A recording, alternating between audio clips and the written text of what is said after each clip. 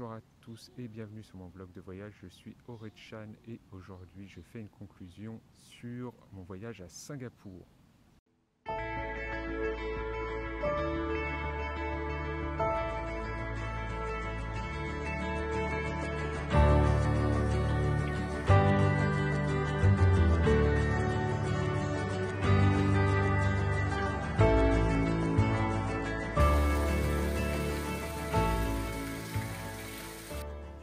Alors, ce que je retiens de mon voyage à Singapour, tout d'abord, c'est la mixité des personnes, des cultures.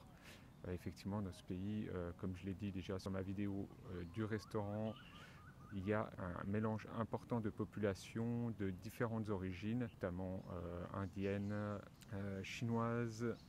Effectivement, il y a aussi la population de Singapour, forcément, et aussi européenne et américaine. Enfin voilà, il y a des gens qui viennent vraiment de plein d'endroits différents. Et ça, c'est vraiment intéressant. Du coup, on retrouve aussi beaucoup de monuments de différentes religions, beaucoup de cultures au niveau représentées aussi au niveau de la restauration.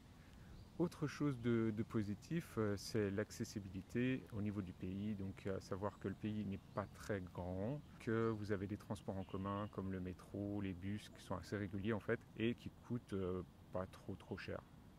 En revanche, les prix de la vie à Singapour, ça reste quand même des prix assez élevés. Vous en coûtera au moins 90 $ à peu près par nuit pour dormir ici, voire plus suivant l'hôtel que vous avez sélectionné. Au niveau de la nourriture aussi, ça coûte relativement cher. Il y a quand même toujours des possibilités pour manger à moindre coût dans certains endroits. Peut-être effectivement pour 5 € c'est possible.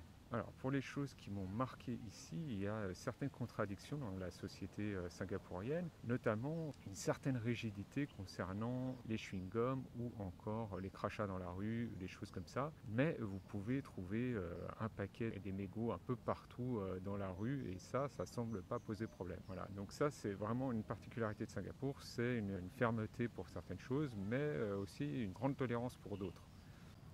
Dans les choses marquantes à Singapour, il y a notamment les centres commerciaux. Je dois dire que c'est la première fois que je vais dans un pays où je vois autant de centres commerciaux. Dans une ville, il y en a vraiment partout. Ils sont vraiment gigantesques. Donc si vous êtes adepte du shopping, c'est vrai que c'est un endroit où vous trouverez plein de grandes marques de luxe. Malheureusement, pas toujours à très bon prix. La seule chose que j'ai trouvée qui est dans des prix vraiment très abordables par rapport à chez nous, ce sont les appareils photo et les objectifs pour les appareils photo. Voilà, il est temps de conclure ce voyage à Singapour. Donc dans l'ensemble, je dois dire que je vous conseille de venir à Singapour pour en tout cas découvrir l'Asie. Je pense que c'est un bon pays pour découvrir l'Asie.